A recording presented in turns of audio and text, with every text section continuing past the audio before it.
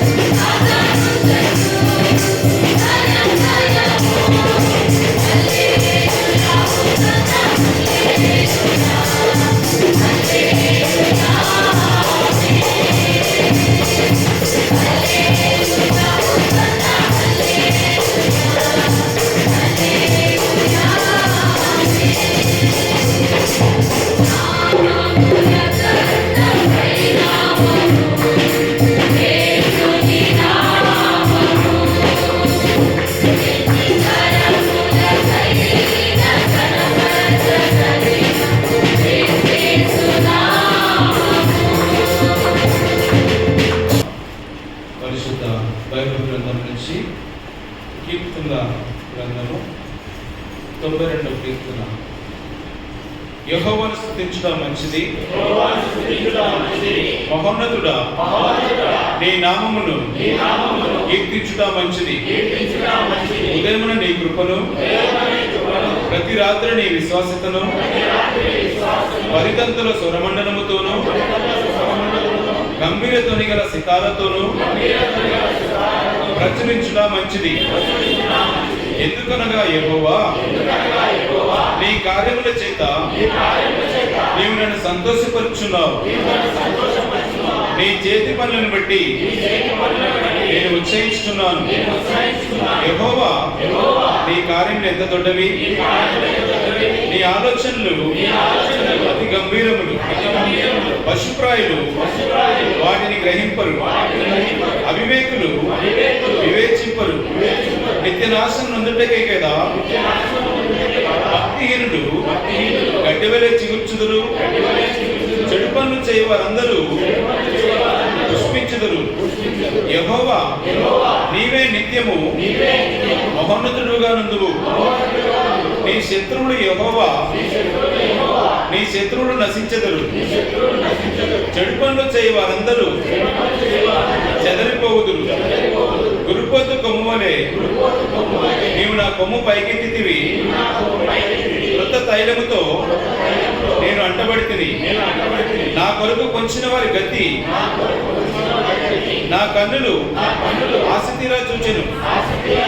నాకు విరోధముగా లేచిన దుష్టులకు సంభవించినది నా చెవులకు వినబడెను.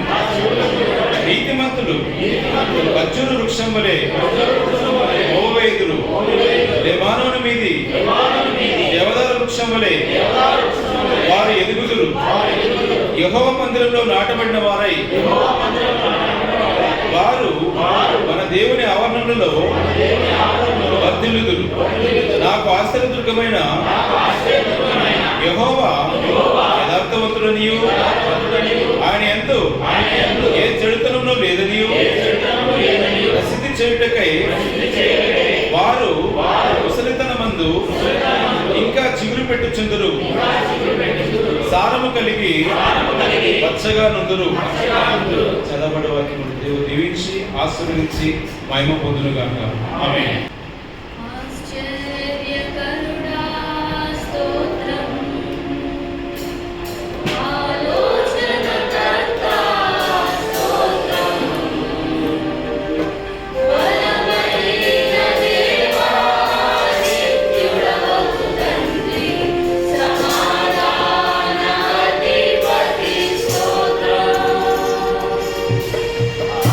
Yeah.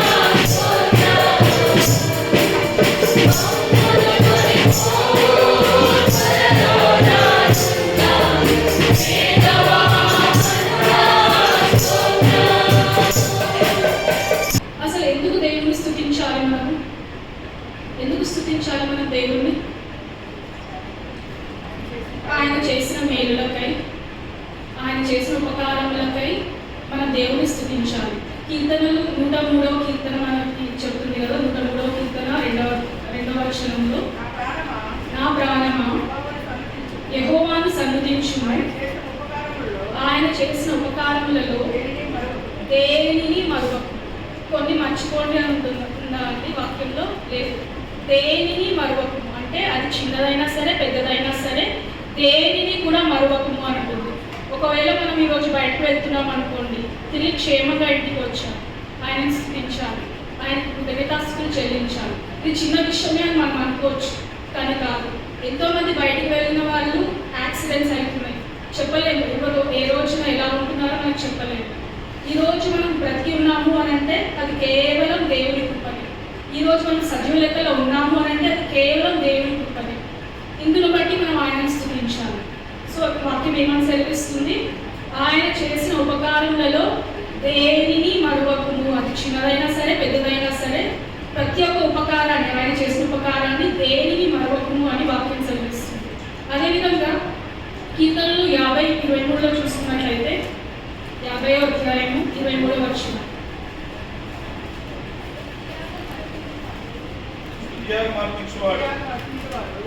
స్తుత్యాగం అర్పించువాడు నన్ను మహిమపరచుచున్నాడు, నేను వానికి దేవుని రక్షణ కనపరచినట్లు వాడు మార్గము సిద్ధపరచుకొని.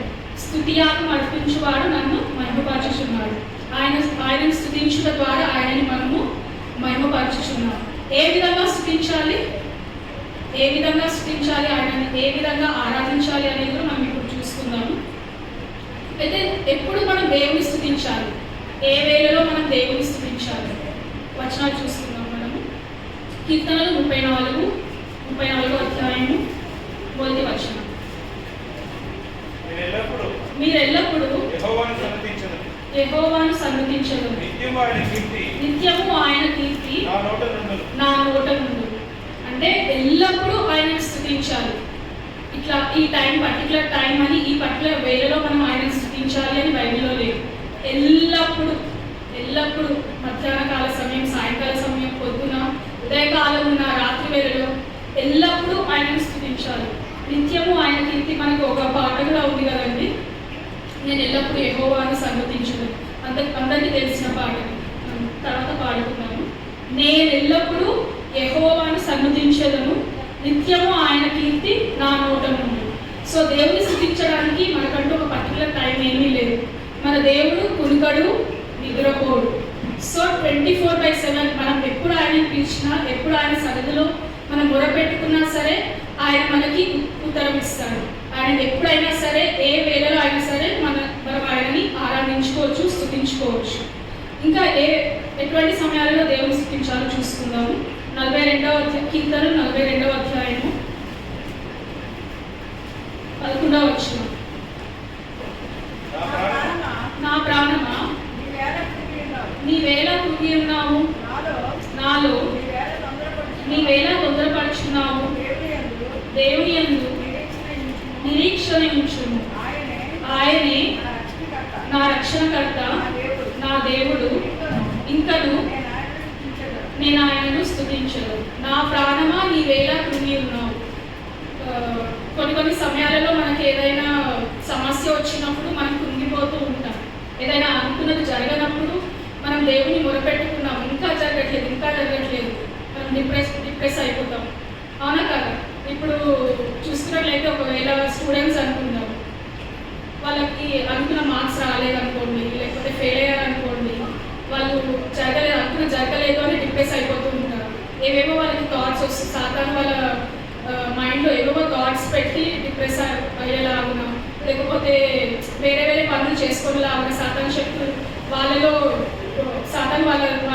ఆ థాట్స్ని పెట్టి ఏవేవో చేసుకోవాలి, సూసైడ్ చేసుకోవాలి, ఏవేవో అనుకుంటూ ఉంటారు. అట్లాంటి థాట్స్ వస్తుంటాయి. కానీ ఇక్కడ ఏమని సెలవిస్తుంది? నీవేళ కృంగి ఉన్నావు, ఆయన యందు నిరీక్షణ ఉంచాలి. ఎవరి యందు నిరీక్షణ ఉంచాలి? మనము దేవుని యందు, మన ఆదరణకర్త, మన రక్షణకర్త అయిన దేవుని యందు మనం నిరీక్షణ ఉంచి ఉండాలి. ఎందుకంటే ఆయనే నా రక్షణకర్త, నా దేవుడు, ఇంకను నేను ఆయనను స్తుతించగలను. నీవేళ తొందరపడుచున్నావు మన ప్రాణాన్ని, నా ప్రాణమా నీవేలా కృంగి ఉన్నావు అంటే సమస్య వచ్చిన సమయాలలో మనం కృంగిపోవద్దు. ఆయన సన్నిధిలో మనం మొరపెట్టుకోవాలి, ఆయనతో కొంత సమయాన్ని గడపాలి. కోర్స్ మనకి ఏమైనా సమస్య వచ్చింది అని అంటే ఫస్ట్ మనకి డిప్రెస్ అయిపోతూ ఉంటాము. దేవుని దగ్గరికి వెళ్ళాలి అనే థాట్స్ కూడా మనకి రావు. ఒక్కొక్కసారి ఏవేవో నెగిటివ్ థాట్స్ వస్తుంటాయి, ఎందుకు ఇలా జరిగింది అని అనుకుంటాం, కానీ ఇది దేవుని చిత్తం కాదేమో అని మనం ఆలోచించాం. సో ఒక్కసారి కృంగుదల వచ్చినప్పుడు దేవుని సన్నిధిలో వెళ్ళాలని మనం ఆలోచించాలి. ఆయన సన్నిధిలో మనం మొరపెట్టుకోవాలి, ఆయనను మనం స్తుతించాలి.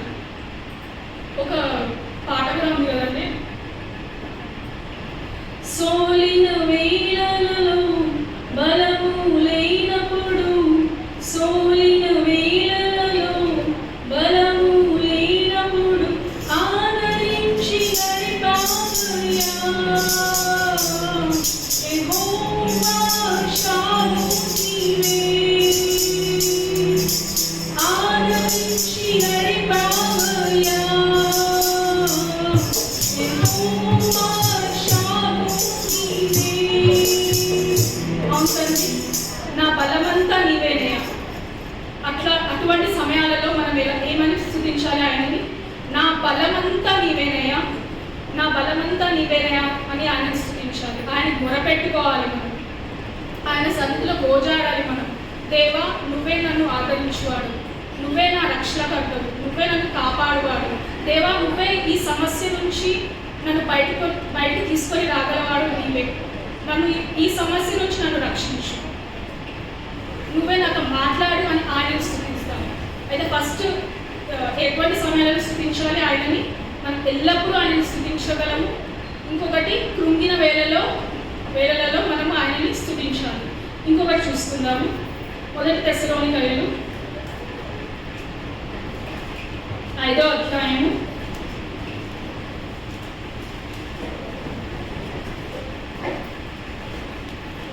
16 నుంచి, ప్రతి విషయం నందును కృతజ్ఞతాస్తుతులు చెల్లించు, ఇలా చేయుట యేసుక్రీస్తునందు మీ విషయంలో దేవుని చిత్తం. దేవుని చిత్తం ఏమని ఉందండి ఇక్కడ? ప్రతి విషయంలో. ఈ విషయంలో స్పెసిఫిక్గా రాసి ఉందా? లేదు. ప్రతి విషయంలో, ఏ విషయమైనా సరే, మనం చేసిన పనులలో ఏ విషయంలో అయినా సరే మనకి సక్సెస్ దొరికింది అనుకోండి, దేవుడు ఈ విషయంలో మనల్ని రక్షించాడు, ఈ విషయంలో మనకి హెల్ప్ చేశాడు, ఈ విషయంలో మనకి సపోర్ట్ చేశాడు అని మనకు అనిపించినప్పుడు ప్రతి విషయంలో, అది చిన్నదైనా సరే పెద్దదైనా సరే, ప్రతి విషయంలో ఆయనకు కృతజ్ఞతాస్తుతులు చెల్లించాలి, ఆయనను స్తుతించాలి. ఇంకొక వచనం చూసుకుందాము, కీర్తనలు 113:3.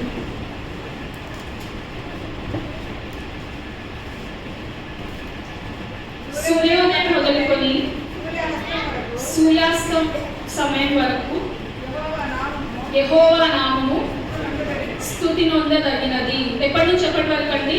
సూర్యోదయం మొదలుకొని సూర్యాస్తమయం వరకు, అంటే మార్నింగ్ నుంచి ఈవినింగ్ వరకు కూడా ఆయన నామము స్తుతి నొందదగినది. ఇప్పుడే మనం ఫస్ట్ చూస్తున్నాం కదా, ఎల్లప్పుడూ ఆయనను స్తుతించాలి. ఏ వేళలో అయినా సరే, కృంగిన వేళ అయినా సరే, సంతోషంగా ఉన్నా సరే ఆయన మనము స్తుతిస్తూ ఉండాలి. ఇక్కడ కీర్తనలు 113లో కూడా రాసి ఉంది, సూర్యోదయం అంటే మార్నింగ్ నుంచి ఈవినింగ్ వరకు కూడా ఆయన మనము స్తుతిస్తూ ఉండాలి. యెహోవా నామము స్తుతి నొందదగినది. ఎవరి నామం అండి? యెహోవా నామము. యెహోవా నామము స్తుతి నొందదగినది. ఆయన నామానికి మహిమ కలుగునుగా. అదేవిధంగా కీర్తనలు 104:33లో చూసుకుందాము, జీవితకాలం అంతయు ఆయనను మనం స్తుతించాలి. ఆయనను గూర్చి నా జీవితకాలం అంతయు నేను యెహోవాకు కీర్తనలు పాడేదను. నేను ఉన్నంతకాలము నా దేవునికి కీర్తించెదను. నా జీవితకాలం అంతయు. యవన కాలం అని ఉందా అండి? లేదు. పెళ్ళైన తర్వాత ఉందా? లేదు. చదువుకునేటప్పుడు అని ఉందా? లేదు.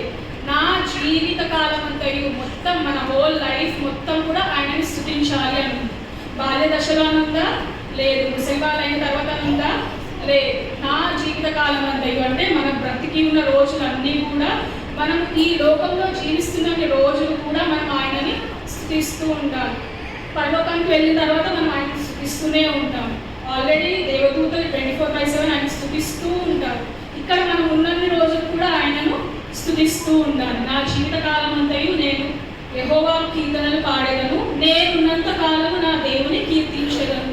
నేనున్నంత కాలము అంటే నేను బ్రతికి ఉన్నన్ని రోజులు, నేను ఏ రోజైతే జన్మించానో అప్పటి నుంచి నేను చనిపోయేంత వరకు కూడా ఆయన నేను స్తుతిస్తూనే ఉండాలి, ఆయన నేను మహిమపరుస్తూనే ఉండాలి.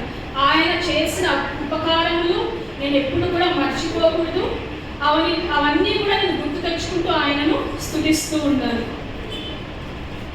నా జీవిత కాలమంతా నిన్ను కీర్తించిన చాలునా,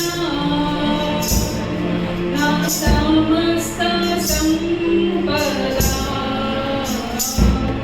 నీకిచ్చిన,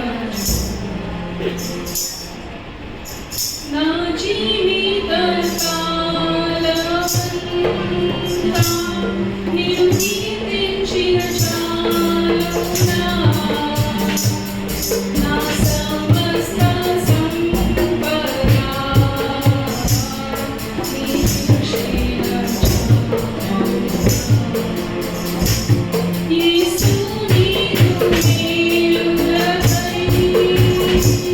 మేలులకై నీ బలుగా నా దేహమే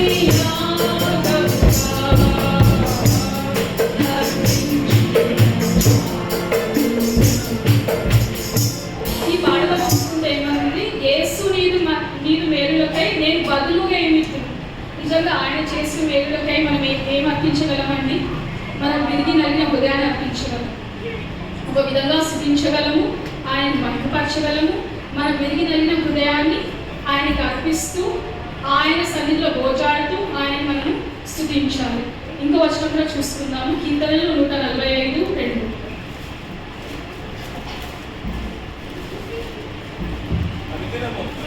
అనుదినము నేను నిన్ను స్తుతించెదను, నిత్యము నీ నామమును స్తుతించెదను. ఏమనుందంటే అనుదినము, ఎవ్రీడే, అనుదినము నేను నిన్ను స్తుతించెదను, నిత్యము నీ నామమును స్తుతించెదను. ఇక్కడ అనుదినము నేను నిన్ను అని ఉంది కదా, నేను అనే ప్లేస్లో మన పేరు పెట్టుకుందాం. ఒకసారి మన పేరు పెట్టుకొని ఆ వాక్యాన్ని చదువుదాం. అర్థమైందా? అనుదినము కీర్తన నేను నిన్ను స్తుతించెదను. ఒకసారి చెప్దామా అండి? ఆయన సన్నిధిలో ఒకసారి చెప్దాము. అనుదినము కీర్తనను నేను నిన్ను స్తుతించెదను. దేవుని సన్నిధిలో మనం చెప్తున్నామండి, దేవుడికి చెప్తున్నాం మనం. అనుదినము ఆయన సన్నిధిలో నేను ఆయనని స్తుతిస్తాను, నేను ఆయనని కీర్తనను నేను ఆయనని అనుదినము నా జీవితకాలం అంతయు ఎల్లప్పుడూ కృంగిన వేళలలో సూర్యోదయం నుంచి సూర్యాస్తమయం వరకు ఆయనని నేను స్తుతిస్తూ ఉంటాను. అదేవిధంగా యోబు 1:21 నేను నా తల్లి గర్భములో నుండి దిగంబరి వచ్చి దిగంబరినై అక్కడికి తిరిగి వెళ్ళేదను. యెహోవా ఇచ్చెను, యెహోవా తీసుకొని పోయెను, యెహోవా నామమునకు స్తుతి కలుగును గాక. ఆమేన్. ఇక్కడ లాస్ట్ మనం చూసుకున్నట్లయితే యెహోవా ఇచ్చెను, యెహోవా తీసుకొని పోయెను, యెహోవా నామమునకు స్తుతి కలుగును గాక. ఇక్కడ యోబు స్టోరీ ప్రతి ఒక్కరికి తెలుసు కదండి. ఆయన సమస్తము కోల్పోయాడు, ఆయనను కూడా ఆయన ఏమని చెప్తున్నాడు? యెహోవా ఇచ్చెను, యెహోవా తీసుకొని పోయాను. ఇక్కడ ఒక చిన్న విషయాన్ని నేను చెప్తాను. నేను ఆల్రెడీ చెప్పాను అనుకుంటా. మా హస్బెండ్ వాళ్ళ కజిన్, వాళ్ళకి చాలా రోజుల తర్వాత ఒక బాబు పుట్టాడు. వాళ్ళు చిన్న థ్యాంక్స్ గివింగ్ పెట్టుకున్నారు 21 డేస్కి. ఆ తర్వాత ఆల్మోస్ట్ ఒక 45 డేస్కి ఆ బాబు చనిపోయాడు సమ్ హెల్త్ ప్రాబ్లం వల్ల. అయితే తను స్టేటస్ పెట్టాడు, యెహోవా ఇచ్చెను, యెహోవా తీసుకొని పోయాను, యెహోవా నామానికి మహిమ కలుగును గాక అని పెట్టాడు. మన జీవితాలలో ఒకసారి ఆలోచిస్తాము. మనము ఒక ఆశీర్వాదం గురించి చాలా రోజుల నుంచి వెయిట్ చేస్తున్నాము. అది దేవుడు మనకి ఇచ్చాడు, కానీ కొన్ని రోజులు మనం సంతోషపడుతున్నాము, సడన్ గా దేవుడు మళ్ళీ తీసేస్తున్నాడు. అటువంటి సమయంలో మనం నిజంగా ఈ మాట చెప్పగలమా? దేవుడు మనం ప్రశ్నిస్తాము, అయ్యో దేవా ఎందుకు ఇలా జరిగింది, నువ్వు నాకు ఈ బహుమానాన్ని ఇచ్చావు, ఈ ఆశీర్వాదాన్ని ఇచ్చావు, కానీ మళ్ళీ నువ్వు తీసేసుకున్నావు అని మనం దేవుడిని ప్రశ్నిస్తాము.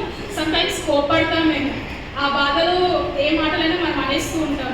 కానీ ఇక్కడ యోబు ఏమంటున్నాడండి, యెహోవా ఇచ్చెను, యెహోవా తీసుకొని పోయెను, యెహోవా నామానికి స్తుతి కలుగును గాక. ఎవరి నామానికి? యెహోవా నామానికి స్తుతి కలుగును గాక. ఏదైనా సరే దేవుని మన జీవితాల్లో దేవుని చిత్త ప్రకారం జరుగుతుంది అని మనం అనుకోవాలండి. ఏది జరిగినా కూడా ఆయన చిత్త ప్రకారమే జరుగుతుంది.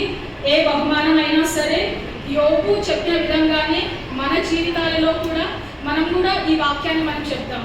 యెహోవా ఇచ్చెను, యెహోవా తీసుకొని పోయెను, యెహోవా నామమునకు స్తుతి కలుగును గాక. అంటే మనం సమస్తము కోల్పోయినా కూడా ఆయన నామాన్ని స్తుతించాలి, ఆయనను మనం ఘనపరచాలి.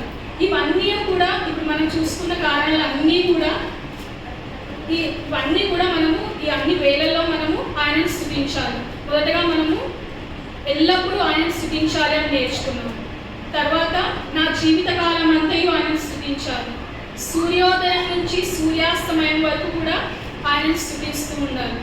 తర్వాత సమస్తము కోల్పోయినప్పుడు కూడా ఆయనను స్తుతిస్తూ ఉండాలి. అనుదినము కూడా ఆయనను స్తుతిస్తూ ఉండాలి. కృంగిన వేళలో కూడా మనం ఆయనను స్తుతిస్తూ ఉండాలి. మొదటి తెస్సలోనికైలో అందులో చూసుకున్నట్లయితే ప్రతి విషయం నందును కూడా ఆయన స్తుతిస్తూ ఉండాలి. అంటే ఈ విషయం అని మనం పర్టికులర్గా మెన్షన్ చేయలేదు. సో ఏ విషయమైనా సరే, అది చిన్నదైనా సరే పెద్దదైనా సరే ఆయన నామాన్ని స్తుతిస్తూ ఉండాలి, ఆయన గణపరుస్తూ ఉండాలి. ఇవన్నీ కూడా మనకి ఏ వేళలో దేవుని స్తుతించాలో వాక్యం మనకి సెలవిస్తుంది. అదేవిధంగా మనము దేవుని ఏ విధంగా స్తుతించాలి అనేది, దానికి ఎటువంటి విధానాలు ఉన్నాయి అనేది మనం నేర్చుకుందాము. ఒకటి, స్వరంతో మనం దేవుని స్తుతించవచ్చు. దేవుడు మనలో ప్రతి ఒక్కరికి కూడా ఒక తలాంత అయినా ఇచ్చి ఉంటారు. ఎందుకంటే ఆయన మనం స్తుతించాలి.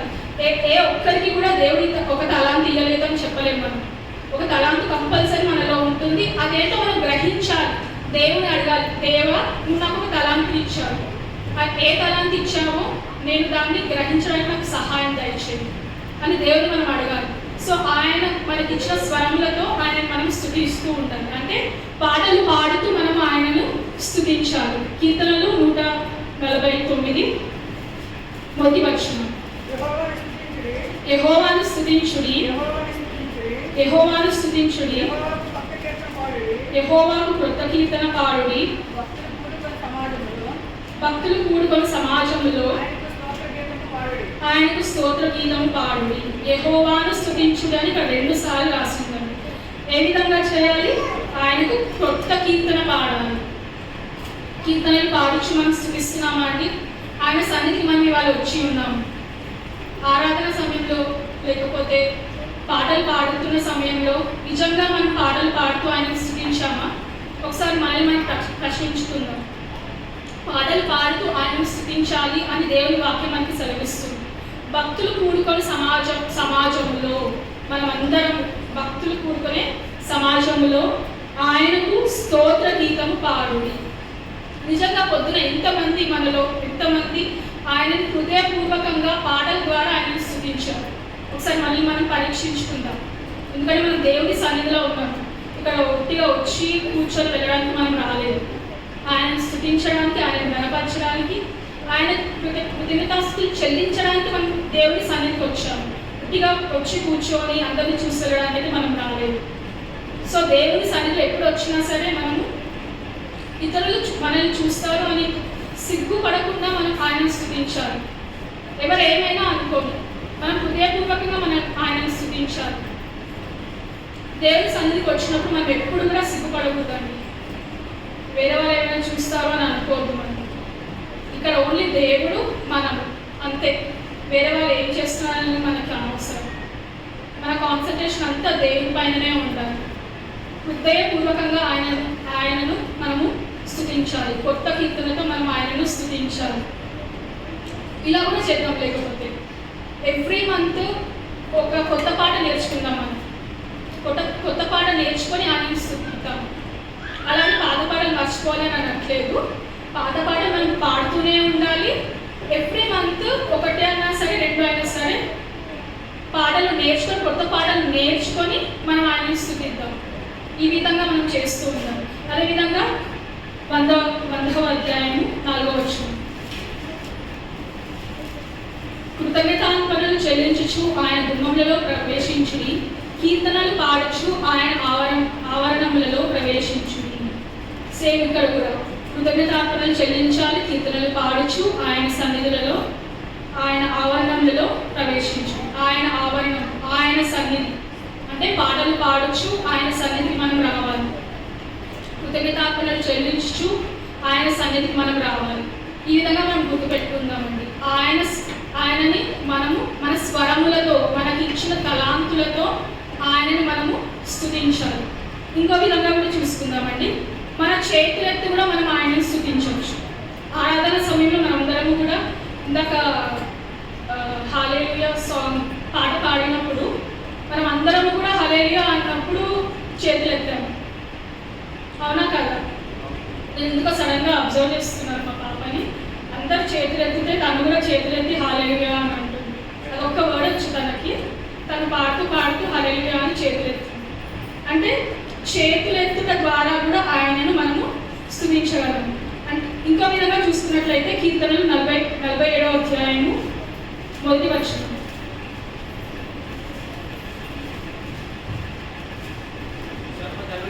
సర్వజనులారా చప్పట్లు కొట్టుడి, జయధ్వనులతో దేవుని గూర్చి ఆర్భాటం చేయుడి. అంటే మన చేతులతో మనం ఆయనని ఎలా స్తుతించగలమండి? చేతులు ఎత్తుట ద్వారా, చప్పట్లు కొట్టుట ద్వారా కూడా మనం ఆయనని స్తుతించవచ్చు. పాటలు ఎప్పుడు పాడినా సరే దేవుడు మనకి ఇచ్చిన చేతులతో చప్పట్లు కొడుతూ ఆయనను స్తుతించాలి. ఎంతోమందికి ఇటువంటి ఆశీర్వాదం లేకపోవచ్చు, చేతులు మంచిగా లేకపోవచ్చు, కాళ్ళు మంచిగా లేకపోవచ్చు. కానీ దేవుడికి మహిమ కలుగుగాక.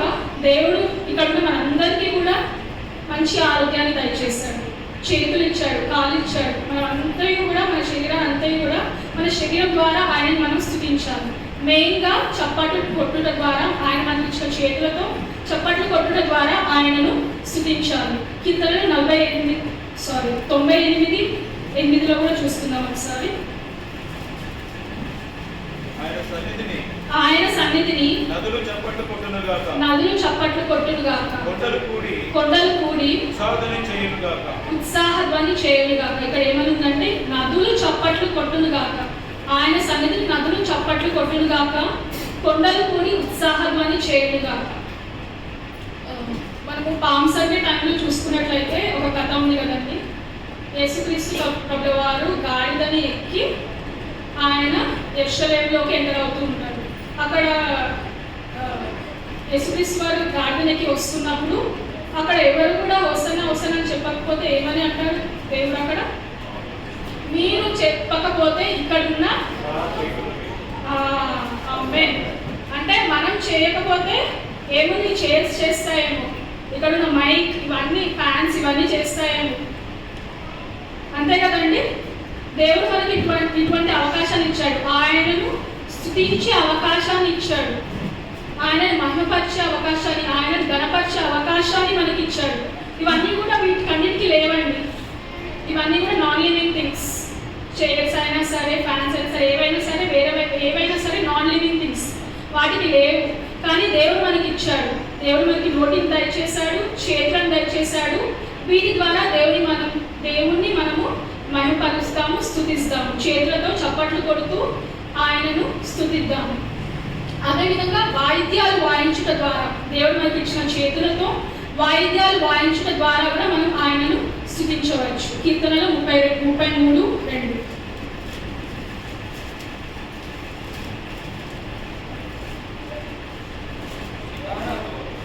సితారాతో యెహోవాను స్తుతించుడి, 10 తంతుల స్వరమండలముతో ఆయనను కీర్తించుడి. అదేవిధంగా 150వ అధ్యాయంలో కూడా చూసుకున్నట్లయితే అక్కడ అన్ని వాయిద్యాలు ఉంటాయండి.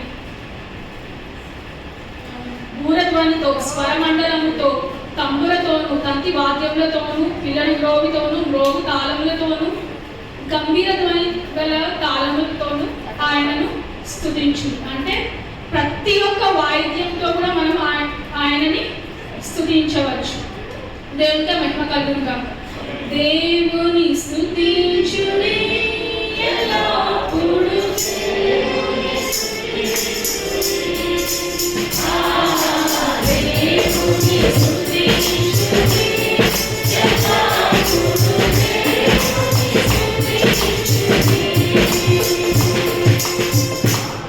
హల్లెలూయా. ప్రతి ఒక్క వాయిద్యంతో కూడా మనం ఆయనని స్తుతించవచ్చు. అదేవిధంగా చేతులెత్తుట ద్వారా కూడా మనం ఆయనని స్తుతించవచ్చు. కీర్తనలు 63వ అధ్యాయము 6వ వచనం.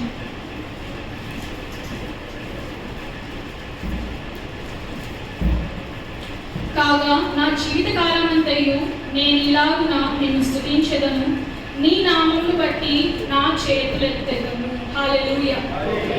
మన చేతులెత్తుట ద్వారా కూడా మనం ఆయనను స్తుతించవచ్చు. అదేవిధంగా 134వ అధ్యాయము 2వ వచనం.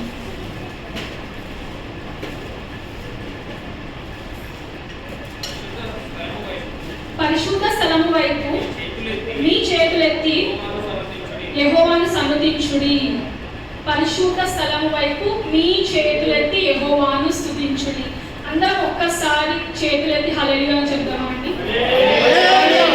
హల్లెలూయా. దేవునికే మహిమ కలుగును గాక. దేవుడు మనకిచ్చిన చేతులతో, దేవుడు మనకిచ్చిన కాళ్ళతో, దేవుడు మన జీవితాల్లో చేసే ప్రతి ఒక్క మేలుకై, ఉపకారములకై, అది చిన్నదైనా సరే పెద్దదైనా సరే ఆయన సన్నిధిలో చేతులెత్తి ఆయనను మనం స్తుతిద్దాము. సో మనం ఇప్పటివరకు ఏ విధంగా నేర్చుకున్నామండి? ఏమేమి నేర్చుకున్నాము? దేవుడు మనకి ఇచ్చిన చేతులతో వాయిద్యాలు వాయిస్తూ మనం దేవుని స్తుతించవచ్చు. చేతులు ఎత్తుట ద్వారా ఆయనను మనం స్తుతించవచ్చు. చప్పట్లు కొట్టుట ద్వారా కూడా మనం ఆయనను స్తుతించవచ్చు. అదేవిధంగా దేవుడు మనకి కాలం కూడా దయచేస్తాడు కదా. సో నాట్యం చేయుట ద్వారా కూడా మనం ఆయనను స్తుతించవచ్చు. అంటే నాట్యం అంటే ఈ లోకరీతిగా కాదండి, దావీదు చేసిన నాట్యం. ఈ లోకరీతిగా అనేది మనకి అవుట్ ఆఫ్ ద బాక్స్, దాన్ని మనం ఫాలో అవ్వకూడదు. దావీదు ఏ విధంగా అయితే నాట్యం చేశాడో ఆ విధంగా మనం చేయాలి. అంటే ఆయన సన్నిధిలో మనం ఆనందించాలి, దేవుని యందు మనం ఆనందించాలి. మన వాక్యంలో చూసుకుందాము. కీర్తనలు 149 3వ వచనంలో, నాట్యంతో వారు ఆయన నామమును స్తుతించుదురుగాక, తంబురతోను సితారాతోను ఆయనను గూర్చి గానం చేయుదురుగాక. అదేవిధంగా 154వ వచనం, తంబురతోను నాట్యంతోను ఆయనను స్తుతించి. మనకి వాక్యం సెలవిస్తుంది కదండి, నాట్యంతో ఆయనను స్తుతించాలి. ఏ విధంగా నాట్యం చేయాలి? ఈ లోకరీతిగా కాదు, కానీ దావీదు చేసిన నాట్యం. అంటే ఎలా? ఆయన సన్నిధిలో మనము సంపూర్ణ సంతోషంతో, సంపూర్ణ ఆనందంతో ఉంటూ చేతులెత్తి, ఆయన మనకిచ్చిన చేతులెత్తి చప్పట్లు కొట్టుట ద్వారా ఆయనను మనము స్తుతించాలి. ఇంకో వచనంలో చూస్తున్నామండి. కీర్తనలు 30వ అధ్యాయం 11వ వచనం, నా ప్రాణము మౌనంగా ఉండక నిన్ను కీర్తించినట్లు నా అంగలార్పును నీవు నాట్యంగా మార్చి ఉన్నావు. ఆమేన్. హల్లెలూయా. మౌనముగా ఉండక నిన్ను కీర్తించినట్లు. దేవుని సన్నిధిలో మనము మౌనంగా ఉండకూడదు. ఆయన మనకిచ్చిన నోటి ద్వారా ఆయనను మనము స్తుతించాలి. నా అంగలార్పును నీవు నాట్యంగా మార్చి ఉన్నావు. నిజంగా ఇవాళ మన జీవితాల్లో ఏదైనా బాధ ఉన్నట్లయితే, ఏదైనా సమస్య ఉన్నట్లయితే ఆయన సన్నిధిలో మనం మొదలుపెట్టుకుందాం. మన అంగలార్పును ఆయన నాట్యంగా మార్చుగాక. ఆమేన్. హల్లెలూయా. ఆయన మనకిచ్చిన మన జీవితాల్లో ఉన్న సమస్యను ఆయన సన్నిధిలో మనం మొరపెట్టుకుందాము. ఆయన మన సమస్యకి జవాబు కలుగ చేయునుగాక. ఆమేన్. ఆ సమస్యను తీర్చిన వెంటనే మనం ఆయన సన్నిధిలో నాట్యం ద్వారా ఆయనను మనము స్తుతిద్దాము. దేవునికి మహిమ కలుగునుగాక. అదేవిధంగా మనం ఇంకొకటి కూడా చూస్తున్నామండి. హెబ్రీయులకు రాసిన పత్రిక 13వ అధ్యాయము 15వ వచనం. కాబట్టి ఆయన ద్వారా మనము దేవునికి ఎల్లప్పుడూ స్తుతియాగము చేయుము. అనగా ఆయన నామమును ఒప్పుకొనుచు జిహ్వాఫలము అర్పించుము. ఇంకొక వచనంలో చూస్తున్నామండి. లూకా సువార్త 17వ అధ్యాయము 15-16 వచనాలు చూస్తున్నాం. వారిలో ఒకడు తనకు స్వస్థత కలుగుట చూచి గొప్ప శబ్దంతో దేవుని మహిమపరచుచు తిరిగి వచ్చి ఆయనకు కృతజ్ఞతాస్తుతులు చెల్లించుచు ఆయన పాదముల యొద్ద సాగిలపడి వాడు సమరయుడు. సో ఇక్కడ మనం చూసుకున్నట్లయితే దేవుడు ఆ రోగిని స్వస్థపరిచాడు. 10 మంది కుష్ఠరోగులను దేవుడు స్వస్థపరిచాడు. కానీ ఆ 10 మంది దేవుని దగ్గరికి వచ్చి కృతజ్ఞతాస్తుతులు చెల్లించారా? లేదు. ఒక్కరే వచ్చి ఆయన ఎదుట సాగిలపడి ఆయన పాదములకు నమస్కారం చేయించు, ఆయన కృతజ్ఞతాస్తుతులు చెల్లించుచు ఆయన పాదముల యొద్ద సాగిలపడను. అంటే ఒక్కరే వచ్చి దేవుడు చేసిన మేలకే ఆయనను స్తుతించాడు. అంటే మన కాళ్ళ ద్వారా తన దగ్గరికి రావడం. దేవుడు మనకి ఇచ్చిన కాళ్ళ ద్వారా మనం నిల్చొని ఆయనను మనము స్తుతించాలి. మనకి ఇచ్చిన కాళ్ళ ద్వారా మన నాట్యంతో మనం ఆయనని స్తుతించాలి. సో వాక్యంలో మనకి సెలవించిన విధంగా మనము ఆయనను చేతుల ద్వారా, అంటే చప్పట్లు కొట్టుట ద్వారా, వాయిద్యాలు వాయించుట ద్వారా, చేతులు ఎత్తుట ద్వారా ఆయనను మనము స్తుతించాలి. అదేవిధంగా కాళ్ళతో మనం ఎలాగ ఆయనను స్తుతించవచ్చు అంటే మనం నాట్యం చేయడం ద్వారా ఆయనను మనము స్తుతించవచ్చు. మనం నిల్చొని ఆయనను మనము స్తుతించవచ్చు. మనం ఆరాధన చేసే సమయంలో అందరం కూడా మనం నిల్చొని ఉంటాం కదండి. అంటే నిల్చొని మనం ఆయనను స్తుతిస్తున్నాము, ఆయన నామాన్ని మహిమపరుస్తున్నాము. ఇవన్నీ కూడా మనకి దేవుడు మనకి బైబిల్లో మనకి సెలవిచ్చాడు. ఏ విధంగా స్తుతించాలి, ఏ విధంగా ఆరాధించాలి, ఏ విధంగా మనం ఆయనని గణపరచాలి అని మనకి దేవుడు వాక్యం ద్వారా మనతో మాట్లాడాడు. ఇవన్నీ కూడా మనం గుర్తుపెట్టుకుందామండి. ఏ విధంగా స్తుతించాలి, ఎప్పుడు దేవుని స్తుతించాలి ఒకసారి చెప్పుకుందామా అండి. ఏ టైమ్స్లో మనం దేవుని స్తుతించాలో చెప్పుకుందామా ఒకసారి. ఎల్లప్పుడూ ఆయనను స్తుతించాలి. కృంగిన వేళలో కూడా ఆయనను స్తుతించాలి. సూర్యోదయం నుండి సూర్యాస్తమయం వరకు కూడా ఆయనను మనము స్తుతించాలి. నా జీవిత కాలం అంతయు యెహోవాను స్తుతించేదాను. అనుదినము కూడా ఆయనను మనం స్తుతించాలి. సమస్తము కోల్పోయినప్పుడు కూడా ఆయనను మనము స్తుతించాలి. ఇవన్నీ కూడా మనం గుర్తుపెట్టుకొని ప్రతి విషయమునందును, అది చిన్నదైనా సరే పెద్దదైనా సరే, ఆయనను స్తుతిస్తూ ఆయన నామాన్ని గణపరుస్తూ ఆయన చేసిన మేలులు ఉపకారములు దేనిని కూడా మరవకుండా ఆయన నామాన్ని గణపరుస్తూ ఆయనను స్తుతిస్తూ ముందుకు సాగిపోతాం. చిన్న వాక్యం దేవుడి నుంచి.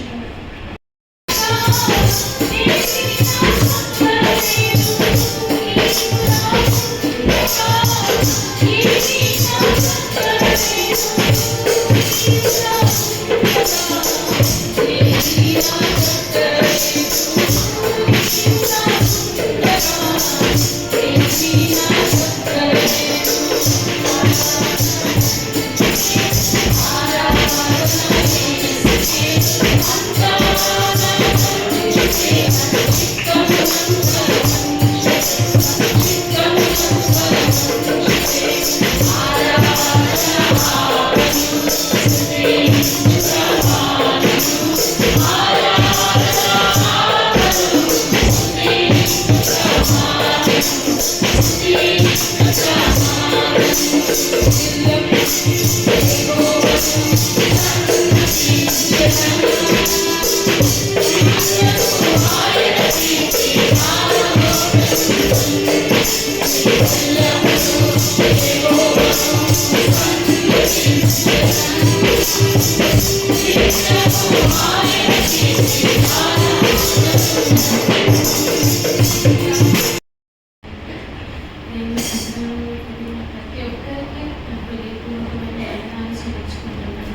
యాకోబు పత్రిక మొదటి అధ్యాయము 2వ వచనం 3వ వచనం చదువుతున్నాం.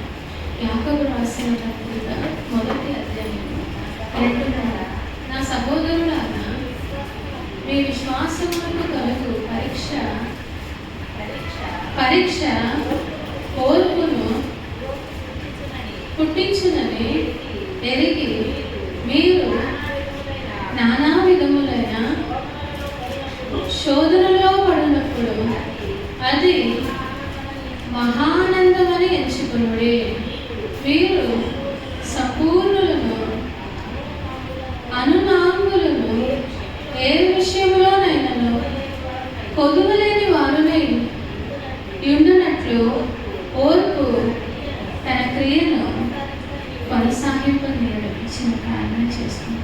మహాపరిశుద్ధుడ పరలోకపు తండ్రి, ఈ పరిశుద్ధ నామానికి వేలాది వందనాలు, స్తుతులు, స్తోత్రాలు ప్రభు. ఈ పరిశుద్ధ సన్నిధానంలో పరిశుద్ధ సంఘముగా ప్రభు నిన్ను కూడి వచ్చిన నేను ఆరాధించడానికి, గణపరచడానికి, మహిమపరచడానికి ప్రభు మాకు ఇచ్చిన మంచి కృపను బట్టి రచన మీకు వేలాది వందనాలు, స్తుతులు, స్తోత్రాలు. ఆరాధన వాక్యం ద్వారా మీరు మహిమ పొందాలి ప్రభు. ముగింపు వాక్యంలో మీరు ఉండగలరని ప్రభు, ఈ పరిశుద్ధాత్మతో ప్రభు నింపగలరని అడుగుతున్నాను. మా మధ్య నివాసం చేయండి.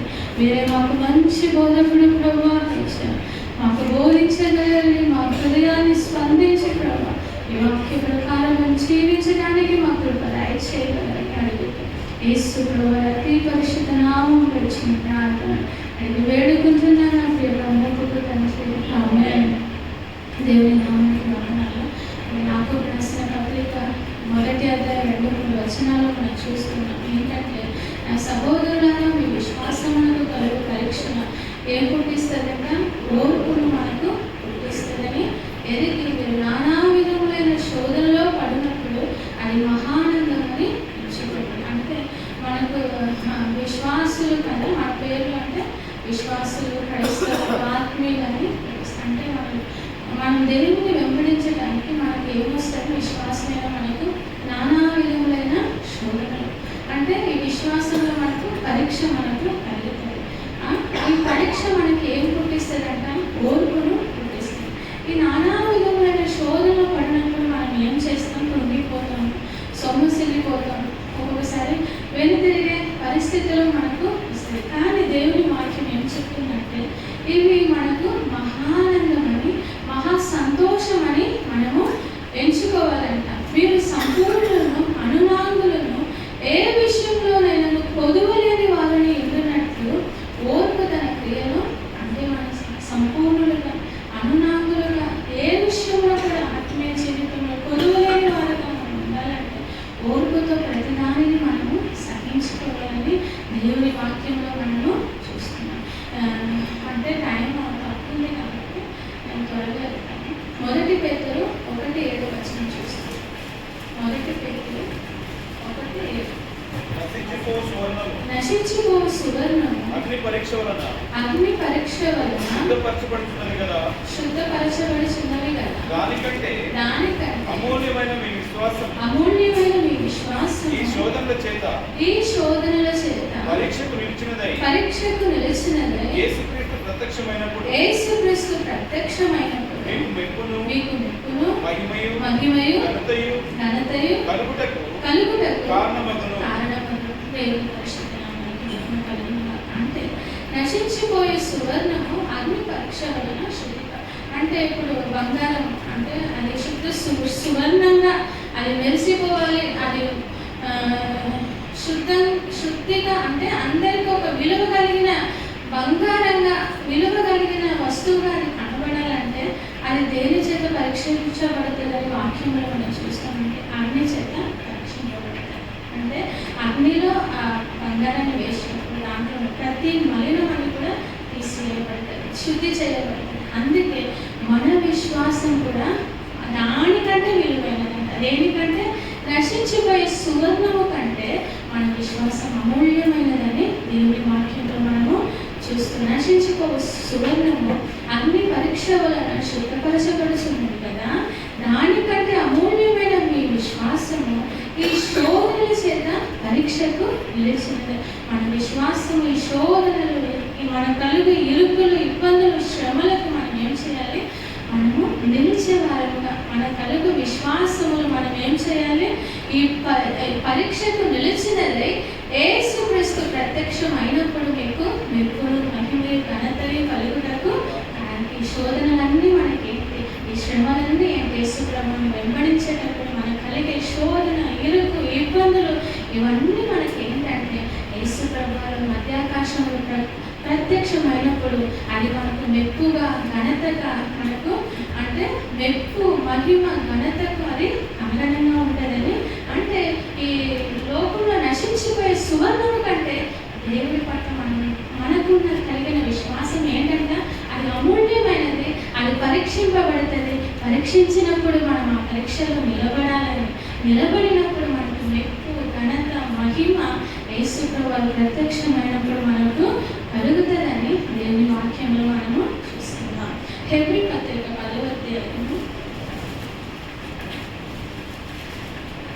హెబ్రీ పత్రిక 10వ అధ్యాయము 32 వచనం నుంచి కొన్ని వచనాలు చదువుకుంటాం. అయితే మీరు వెలిగింపబడిన మీదట శ్రమలతో కూడిన గొప్ప పోరాటము సహించిన పూర్వ దినములు జ్ఞాపకము తెచ్చుకొనుడి. ఒక్క విధముగా చూచితే మీరు నిందలను, బాధలను అనుభవించడం చేత 10 మందిలో ఆరడిపడితిరి. మరి ఒక విధముగా చూచితే వాటిని అనుభవించిన వారితో పాలివారలైతిరి. ఎలాగనగా మీరు ఖైదులో ఉన్న వారిని కరుణించి మీకు మరి శ్రేష్టమైనదియు స్థిరమైనదినైన స్వాస్యం ఉన్నదని ఎరిగి మీ ఆస్తి కోల్పోవుటకు సంతోషముగా ఒప్పుకుంటేది. కాబట్టి మీ ధైర్యమును విడిచిపెట్టకుడి. దానికి ప్రతిఫలముగా గొప్ప బహుమానము కలుగును. మీరు దేవుని చిత్తమును నెరవేర్చిన వారై వాగ్దానము పొందు నిమిత్తము మీకు ఓరిమి అవసరమై ఉన్నది. దేవుని పరిశుద్ధ నామానికి మహిమ కలుగునగాక. ఈ వాక్యములు మనం చూస్తే, అయితే మీరు వెలిగింపబడిన మీదట శ్రమలో కూడిన గొప్ప పోరాటము, అంటే వెలిగింపబడిన అంటే మన రక్షణ పొందినప్పుడు మనము ఎంత దేవుని పట్ల విశ్వాసముగా ఉంటాం కదా, ఎంత దేవుని మనం ఎంతో సంతోషంగా వెంబడిస్తాం. అంటే ఎన్ని శ్రమలు వచ్చినా యేసు ప్రభువు మీద ఉన్న విశ్వాసంతో మనము ప్రతిదాన్ని సంతోషంగా మనం సహిస్తాం. కానీ రాను రాను రాను రాను ఏమవుతుంది? మనకి నీరసం, అంటే కొన్ని శ్రమలు, ఇబ్బందులు, పోరాటాలు వస్తే మనం తిరిగిపోతాం, సొమ్మసిల్లిపోతాం, దిగజారిపోయే స్థితిలో మనకు కలిగితే. అందుకే పౌలు భక్తుడు ఇక్కడ అంటారు, అయితే మీరు వెలిగింపబడిన మీదట శ్రమలతో కూడిన గొప్ప పోరాటములు సహించిన పూర్వ దినాలు, మీ పూర్వ దినాలు మీరు జ్ఞాపకం చేసుకున్నారు. మీ పూర్వ దినాలు మీరు ఎలా నడిచారు, ఎలా విశ్వాసాన్ని కొనసాగించారు, ఎన్ని శ్రమలు కలిగిన, నిందలు కలిగిన, ఇబ్బందులు కలిగిన దేవుని విడిచిపెట్టకుండా, దేవుని సన్నిధిలో నుండి తొలగకుండా దేవుని ఎంత గట్టిగా మీరు పట్టుకున్నారు కదా. ఆ పూర్వ దినాలు మీరు జ్ఞాపకం చేసుకుని ఆ విశ్వాసాన్ని మీరు కొనసాగించాలి. ఎందుకంటే కాబట్టి మీ విశ్వాసానికి ఇక్కడ చెప్తారు కదా, మీకు 34 వచనం, ఎలాగనగా మీరు ఖైదులో ఉన్న వారిని కరుణించి మీకు మరీ శ్రేష్టమైనది స్థిరమైనదినైన స్వాస్యం ఉన్నదని ఏమిటి అంటే దేవుని పరిచర్యకు వారు ఎంతో మీరు సహాయపడ్డారు. అంటే దేవుని పరిచారకులు ఖైదులో ఉన్నప్పుడు ఆస్తిని కూడా మీరు కోల్పోవడానికి మీరు సిద్ధంగా ఉన్నారు. కాబట్టి మీరు మీ ధైర్యమును మీరు విడిచిపెట్ట, అన్నిటిని మీరు సంతోషంగా సహించారు కదా, అన్నిటిని సంతోషంగా మీరు అంటే మీరు అనుభవించారు. అంటే ఏది వచ్చినా కూడా యేసు ప్రభువు కోసం నేను నిలబడతాను, అంటే మన ఆస్తిని కూడా నేను యేసు ప్రభువు కొరకు కోల్పోవడానికి, మొత్తం ఇవ్వడానికి కూడా నేను సిద్ధంగా ఉంటానని మీరు ఒప్పుకున్నారు కదా. ఆ ధైర్యాన్ని మీరు విడిచిపెట్టకూడదు. మీ పూర్వ దినాలు మీరు జ్ఞాపకం చేసి ఆ ధైర్యాన్ని మీరు విడిచిపెట్టకూడదు. ఎందుకంటే మీరు దేవుని అంటే గొప్ప దానికి ప్రతిఫలముగా గొప్ప బహుమానము దేవుని వాక్యం, దానికి ప్రతిఫలంగా మీకు ఏం కలుగుతుంది? యేసు ప్రభువు ప్రత్యక్షమైనప్పుడు మెప్పు, మహిమ, ఘనత ఘనత అంటే గొప్ప బహుమానము అది మనకు కలుగుతుంది. కాబట్టి గొప్ప ఏమంటున్నారు, దానికి ప్రతిఫలముగా గొప్ప బహుమానము మనకు కలుగుతుందని దేవుని మాట. అందుకే పూర్వ దినాన్ని జ్ఞాపకం చేసుకుని మీరు ఎలా పరిగెత్తారు, మీరు ఎలా దేవుని కొరకు నిలబడ్డారు, దేవుని కొరకు ఎలా మీరు జీవించాలని ఎంతో విశ్వాసంతో మీరు ఉన్నారు. అన్నీ మీరు జ్ఞాపకం చేసుకొని మీ ధైర్యాన్ని మీరు విడిచిపెట్టకుండా మీరు కొనసాగించండి. కాబట్టి మీకు గొప్ప దానికి ప్రతిఫలంగా గొప్ప బహుమానము మీకు కలుగుతుంది. కాబట్టి మీరు దేవుని చిత్తమును నెరవేర్చిన వారే వాగ్దానము పొందు నిమిత్తము మీకు ఏం కావాలి, ఓరిమి మీకు అవసరం. ఆ వాగ్దాన ఫలం మనం పొందుకోవాలంటే, దేవుడు మన కొరకు దాచి ఉంచిన ఆ వాగ్దానాన్ని ఫలముని మనం అనుభవించాలంటే, దేవుని స్వాస్యము పరలోకమందు మనకు దాచబడి ఉంది. ఆ స్వాస్యాన్ని మనం పొందుకోవాలి. ఆ స్వాస్యాన్ని మనం అనుభవించాలంటే మనం ఓర్పుతో ప్రతి పరీక్షను, శ్రమలను మనము సహించాలి. విశ్వాస పరీక్షలు మనము నిలబడాలని దేవుని వాక్యంలో మనము చూస్తున్నాం. 37వ వచనంలో చూస్తాం. ఇక కాలము బహు కొంచెముగా ఉన్నది, వచ్చుచున్నవాడు ఆలస్యము చేయక వచ్చును. నా ఎదుట నీతిమంతులైన వాడు విశ్వాస మూలముగా జీవించును గాని అతడు వెనుక తీసిన ఎడల అతని నా ఆత్మ సంతోష. అంటే ఇంకా కాలం ఎంత కొంచెముగానే ఉంది. వచ్చుచున్నవాడు యేసుప్రభు వారు మధ్యాకాశంలో ప్రత్యక్షమవబోయే గడియ అది సమీపముగా ఉంది, త్వరగా వస్తాడు. కాబట్టి ఇంకా ఆలస్యము చేయక ఆయన వచ్చును. నా ఎదుట నీతిమంతుడైన వాడు దేని మూలంగా బ్రతుకుతాడు? దేవుడి ఎదుట నీతిమంతుడైన వాడు దేని మూలంగా? విశ్వాసం మూలంగా. ఆయన విశ్వసించడం ద్వారా, విశ్వాసముతో ఆయన వెంబడించడం ద్వారానే మనము బ్రతుకుతామని దేవుని వాక్యంలో మనము చూస్తాం. కానీ వెనుతిరిగి అంటే అతడు వెనుక తీసిరేయడల అతని ఆత్మకు ఒకవేళ ఈ విశ్వాస జీవితంలో దేవుని వెంబడిస్తూ మనము ఒకవేళ శ్రమలను బట్టి, ఇరుకులను బట్టి, నిందలను బట్టి, అవమానములను బట్టి మనం వెనుక తీస్తే అతని అందున ఆత్మ సంతోషించదనే దేవుని వాక్యం. అంటే దేవుని ఆత్మకు అతని ఎందు సంతోషం. ఎవరి ఎందు? వెనుక తీసేవారికి, వెనుక చూసేవారికి. అందుకే యేసుప్రభు ఒక మాట, నాగట్టి మీద చెయ్యి వేసి వెనుక తిరిగి చూసేవాడు నాకు పాత్రుడు. కానీ నాగట్టి మీద మనం చెయ్యి వేస్తామా, యేసుప్రభు మన రక్షకుడని ఒప్పుకున్నామా, అంతము వరకు ఆ విశ్వాసాన్ని మనము కొనసాగించుకోవాలి. ఒకవేళ వెనుతిరిగి చూస్తే అతని అందున ఆత్మ సంతోషం ఉండదని దేవుని వాక్యంలో మనం చూస్తాం. అందుకే 39 అయితే మనము నశించుటకు వెనుక తీయు వారము కాము కానీ ఆత్మను రక్షించుకొనుటకు విశ్వాసము కలిగిన వారే మన ఆత్మను రక్షించుకొనటానికి మన విశ్వాసము కలిగిన వారంగా దేవుని మనము వెంబడించడం అనేది రావాలి. పరీక్షలు మనము నిలిచే వారముగా మనము ఉండాలని దేవుని వాక్యంలో మనము చూస్తాం. దానికి గొప్ప ప్రతిఫలము కలుగుతాయని, మెప్పు, ఘనత, మహిమ యేసుప్రభు ప్రత్యక్షమైనప్పుడు మనకు కలుగుతాయని దేవుని వాక్యంలో మనము చూస్తున్నాం. అదేవిధంగా 1 తిమోతి 6వ అధ్యాయము 11వ వచనం. 1 తిమోతి దైవజనుడా నీవైతే వీటిని విసర్జించి నీతిని, భక్తిని, విశ్వాసమును, ప్రేమను, ఓర్పును, సాత్వికము సంపాదించుకొనుటకు ప్రయాసపడుము. విశ్వాస సంబంధమైన మంచి పోరాటము నిత్య జీవమును చేపట్టుము. దాని పొందుటకు నీవు పిలువబడి అనేక సాక్షుల ఎదుట మంచి ఒప్పుకొంటివి.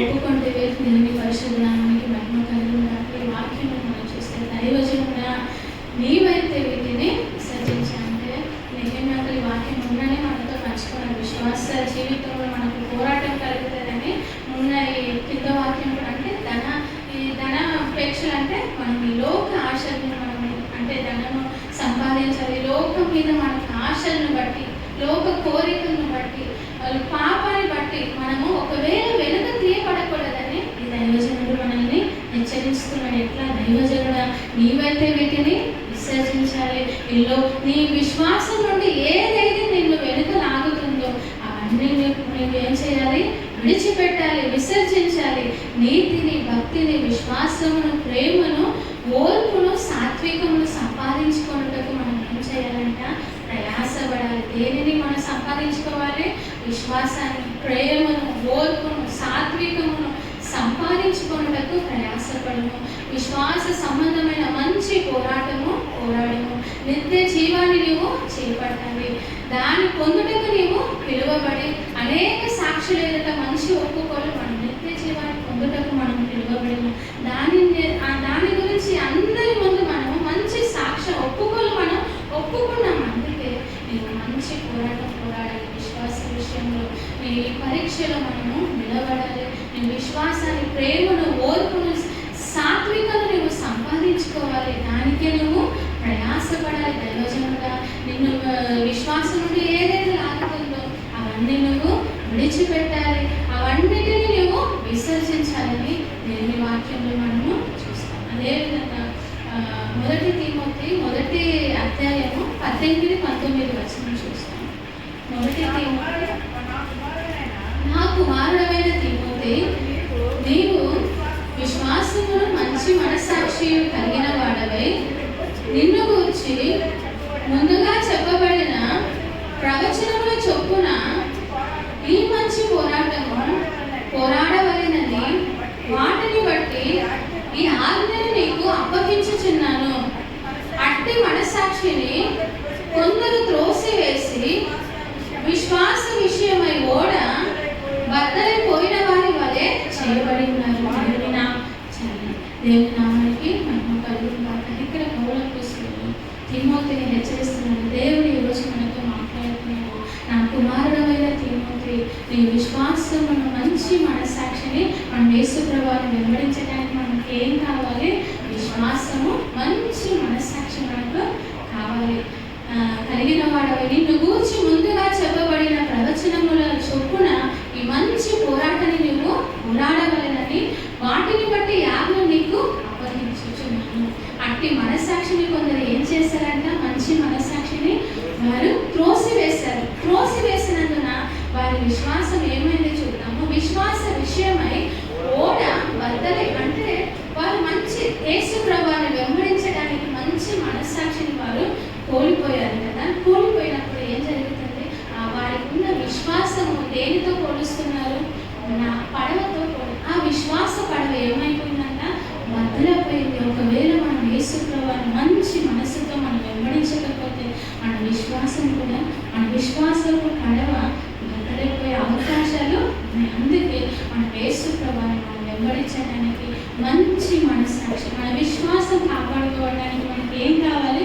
మంచి మనస్సాక్షి. సంఖ్యాకాండంలో మనం ఒక వ్యక్తిని చూస్తాం. సంఖ్యాకాండం 14:22. సంఖ్యాకాండము 14వ అధ్యాయము 22వ వచనం.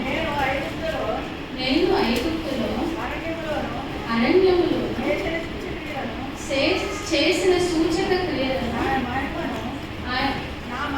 నా మహిమను చూచిన ఈ మనుషులందరూ ఈ 10 మారులు నా మాట వినక నన్ను పరిశోధించింది. కాగా వారి పితరులకు ప్రమాణపూర్వకముగా నేను ఇచ్చిన దేశమును వారు చూడరు. నన్ను అలక్ష్యము చేసిన వారిలో ఎవరు దానిని చూడరు.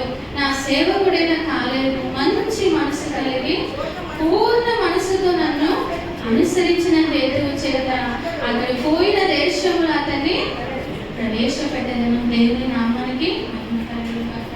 ఇక్కడ మీ వాక్యంలో మనం చూస్తే మనం 1 తిమోతిలో ఏం చూస్తాం? మంచి మనస్సాక్షితో దేవుని మహిస్తున్నవారు మనము ఒప్పుకున్న నిత్య జీవం కలగడానికి మనం మంచి మనస్సాక్షితో మనం దేవుని వెంబడించాలి. ఒకవేళ కొంతమంది మంచి మనస్సాక్షిని పోగొట్టుకున్నారు, దానివల్ల వారి విశ్వాసపు పడవ బద్దలైపోయింది. మనం అలాంటి వారంగా ఉండకూడదు.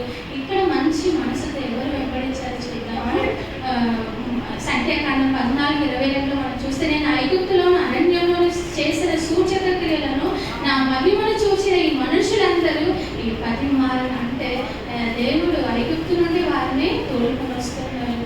ఎంత ఎంత మహత్కార్యాలు చేశారు, ఎంత అద్భుత క్రియలు, ఎంత సూచక క్రియలు, ఎంత దేవుని యొక్క బాగు బలాన్ని వారు చూసి, దేవుని యొక్క మహిమను చూశారు, దేవుని యొక్క ఆశ్చర్య కార్యాలు వారు కళ్ళారా వారు చూశారు. కానీ చూసి కూడా వారు ఏం చేశారంట, ఈ ప్రజలు 10 మార్లు నన్ను పరిశోధించారని దేవుడు బాధపడుతూ, నా మహిమను చూసిన ఈ మనుషులందరూ ఈ 10 మార్లు నా మాట వినక నన్ను 10 మార్లు నా మాట వారు లోబడలేదు, వినలేదు, నన్ను పరిశోధించారు. కాబట్టి వారి పితరులకు ప్రమాణపూర్వకముగా నేను ఇచ్చిన దేశమును వారు చూడరు.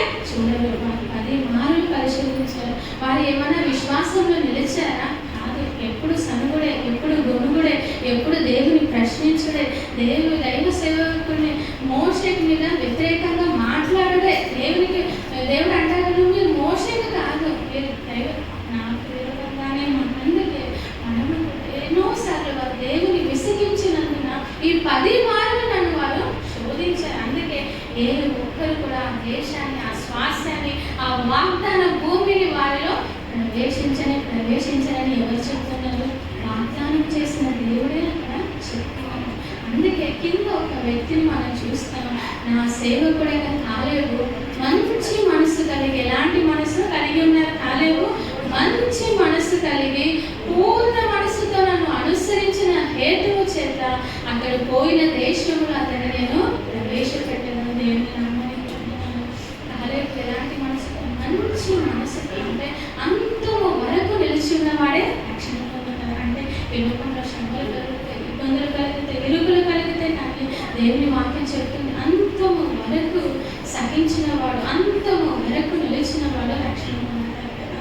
అందుకే ఈ కాలేబు 12 మందిని కనాను దేశాన్ని వేగు చూడడానికి మోషే ఏర్పరిచి పంపించినప్పుడు 10 మంది దుర్వార్త తెస్తారంటే వారి రాజానుభావులు, వారి ముందు మేము మిడతల్లాగా ఉంటే వారిని మనం గెలవలేము అని వారు ఎంతో బలవంతులని వారిని చూశారు. కానీ దేవుడిచ్చిన వాగ్దానాన్ని వారు చూడలేరు, దేవుని మహిమను మర్చిపోయారు, దేవుని మహత్కార్యాలు, దేవుని ఎంత సూచక క్రియలు వారి ఎడల చేసి రప్పించారు. అవన్నీ వారు మర్చిపోయి దేవుని శోధించడమే, ప్రశ్నించడమే, సనగడమే, గొనగడమే, వెనుతిరగడమే. కానీ ఆ ఏ ఒక్కరు కూడా దేవుని వాగ్దాన ఫలాన్ని వారు అనుభవించలేదు.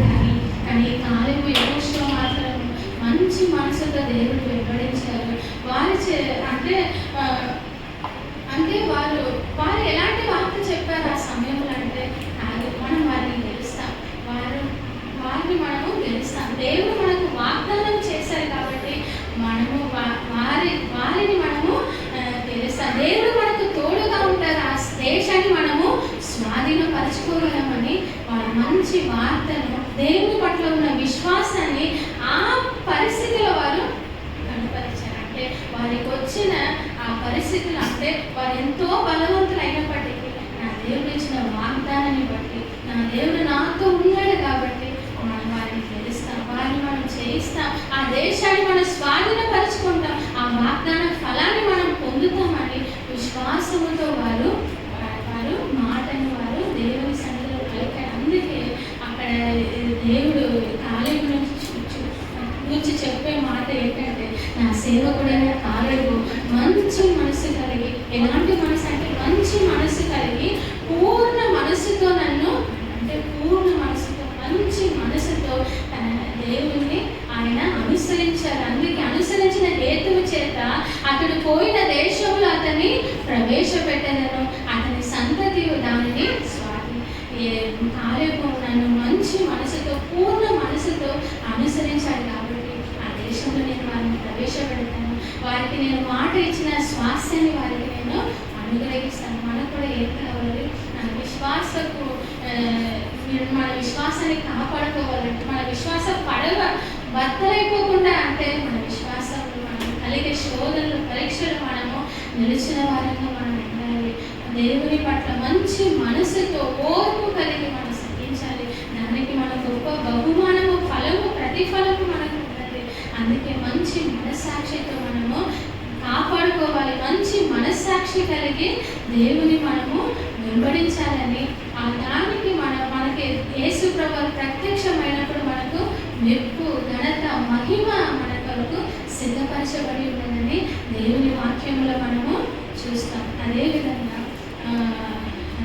2 తిమోతి 2వ అధ్యాయము 11వ వచనం చూస్తాం. అంటే దానికి ముందు ఫిలిప్పి 1:29 చూస్తాం. ఫిలిప్పి 1వ అధ్యాయము ఫిలిప్పి 1:29 ఏలయనగా మీరు నా యందు చూచినట్టు నా యందు ఉన్నదని మీరిప్పుడు వినుచున్నట్టు పోరాటం మీకును కలిగి ఉన్నందున క్రీస్తునందు విశ్వాసం ఉంచుట మాత్రమే కాక ఆయన పక్షమున శ్రమపడుటయు ఆయన పక్షమున మీకు అనుగ్రహింపబడి ఉన్నది. ఇక్కడ ఈ వాక్యము మనం చూస్తే అపోస్తలుడు పౌలు చెప్తారు కదా, ఏలయనగా మీరు నా యందు చూచినట్టు నా యందు ఉన్నదని మీరిప్పుడు వినుచున్నట్టు పోరాటము మీకు కూడా ఆయన సువార్త పనిలో, ఆ పరిచర్యలో, దేవుని విశ్వాసంతో వెంబడించడంలో ఎన్నో పోరాటాలు ఆయన ఎదుర్కొన్నాడు. బందీగా చెరసాలలో కూడా బంధింపబడ్డాడు. ఎన్నో హింసలు మనం కొరింథీ 11వ అధ్యాయంలో మనం చూస్తే ఎన్నిసార్లు ఆయన దెబ్బతిన్నారు, ఎన్నిసార్లు ఆయన అవమానపరచబడ్డారు, దిగంబరిగా కూడా ఉండిన పరిస్థితి అని ఆయన చెప్పడం మనం చూస్తాం. అందుకే నాకు కలిగిన శ్రమ మీకు కూడా ఉన్నదని, అంటే నా యందు ఉన్నదని మీరు ఇప్పుడు వినుచున్నట్టు పోరాటము మీకు కూడా కలిగి ఉన్నందున క్రీస్తునందు విశ్వాసం ఉంచుటకు మాత్రమే కాక ఆయన పక్షమున శ్రమ పడుటయు ఆయన పక్షమున మీకు, అంటే మనం ఆయన విశ్వసించిన మాత్రమే కాదు ఆయన పక్షాన మనము శ్రమ పడటం కూడా దేవుడు మనకు అనుగ్రహించాలి. ఈ శ్రమలో మనము ఏం చేయాలి? నిలచిన వారంగా మన విశ్వాసాన్ని మనము మంచి మనసాక్షి కలిగి దేవుని వెంబడించాలని దేవుడు మన ఎడల కోరుకుంటాం. అందుకే 2వ తిమోతి 2:11 మనం చూస్తే 2వ తిమోతి ఈ మాట నమ్మదగినది ఏదనగా మనం ఆయనతో కూడా చనిపోయిన వారమైతే ఆయనతో కూడా బ్రతుకుదాము, సహించిన వారమైతే ఆయనతో కూడా ఎలుగుదాము, ఆయనను ఎరుగమంటే మనలను ఆయన ఎరుగనని. దేవుని నామానికి ఈ మాట నమ్మదగినది. అంటే మనం ఆయనతో కూడా చనిపోయిన వారమే, అంటే ఈ లోకానికి, ఈ పాపానికి, అన్నిటికీ మేము చనిపోయిన వారమైతే మనం ఆయనతో కూడా మనం బ్రతుకుతాం. ఆయనతో మనం సహిస్తే ఆయనకు వచ్చిన శ్రమలు, ఇబ్బందులు ఎలా అంటే ఆయన తన ఎదుట ఉంచబడిన ఆనందము కొరకు సిలువను సహించాలంట, శ్రమను సహించాలంట.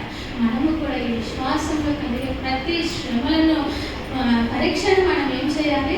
సహించాలి, గెలవాలి, నిలబడాలి అని దేవుని వాక్యంలో మనం చూస్తే సహించిన వారమైతే ఆయనతో కూడా మనం ఎదుగుతాం, నిత్య జీవాన్ని మనం స్వతంత్రించుకుంటాం. ఆయనతో ఏలే కృప దేవుడు మనకు ఒకవేళ అని మనం ఎదగమంటే, ఒకవేళ విడిచిపెట్టి, అందుకే డబ్బులు మనం చూసాం కదా, నీతిమంతుడైన వాడు విశ్వాసమూలముగా బ్రతుకును, ఒకవేళ వెనుతిరిగిపోతే అతని అందున ఆత్మ ఎంత మాత్రము కూడా సంతోషించదు. దేవుని ఆత్మ అంటే వెనుతిరిగిపోతే, ఆయన్ని ఎరగమంటే వెనుతిరిగిపోతే ఆయన అందున ఆత్మ సంతోషించదని దేవుని వాక్యంలో మనం చూస్తాం. అందుకే మనం ఎలాంటి విశ్వాస పరీక్షలో మనం నిలబడాలి, మంచి మనస్సాక్షి కలిగి మనము దేవుని మనము వెంబడించాలి. విశ్వాసాన్ని, ఈ విశ్వాసము కలిగిన పరీక్ష మనకు యేసుప్రభు ప్రత్యక్షమైనప్పుడు మెప్పును, ఘనతయు, మహిమను మనకు కలిగిస్తుంది. అందుకే ఆయనతో మనము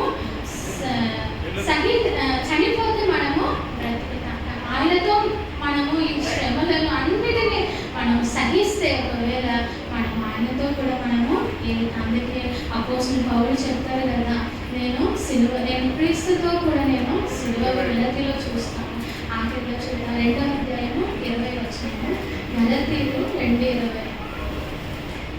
గలతీయులు నేను క్రీస్తుతో కూడా సిలువ వేయబడి ఉన్నాను, ఇకను జీవించువాడను నేను కాను, క్రీస్తే నా యందు జీవించుచున్నాడు. నేనిప్పుడు శరీరమందు జీవించుచున్న జీవితము నన్ను ప్రేమించి నా కొరకు తన్ను తాను అప్పగించుకొని దేవుని కుమారుని అందరి విశ్వాస వందనాలు. జీవించుచున్న దేవుని నామానికి వందనాలు.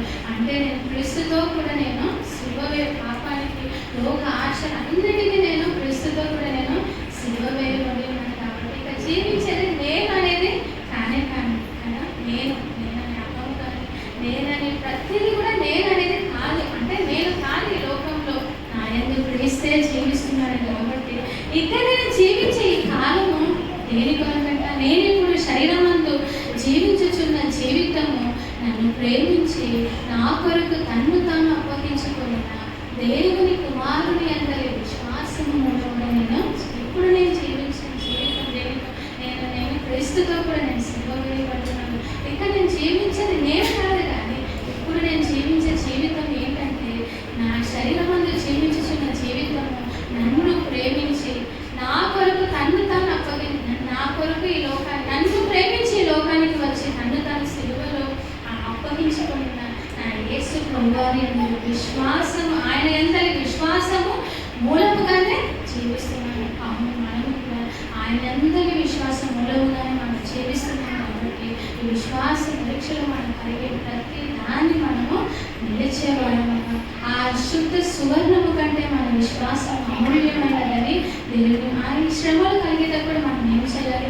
మహానందమని ఎంచుకోవాలి, మహా సంతోషాన్ని ఎంచుకొని యేసు ప్రభువారి మంచి మనసుతో కాలేబుని గురించి దేవుడు ఎంత మంచి సాక్ష్యాన్ని చెప్పాడు కదా. కాలేబు నా సేవకుడైన కాలేబు మంచి మనసు కలిగి పూర్ణ మనసుతో నన్ను వెంబడించిన హేతువు చేత అతడు వెళ్ళి వచ్చిన దేశాన్ని అతనికే నేను స్వాస్యంగా నేను ఇస్తాను, నేను ఇచ్చిన వాగ్దాన ఫలాన్ని అతడు అనుభవిస్తాడని దేవుడు తన గురించి సాక్ష్యం ఇచ్చాడు. దేవుడు మన జీవితంలో కూడా మంచి విశ్వాస పోరాటంలో దేవుడు మనకు కూడా అలాంటి మంచి సాక్ష్యం మనము దేవుని ఎదుట పొందుకోగలిగిన వారుగా ఉండటానికి దేవుడు మనందరికీ సహాయం దయచేయగలరు.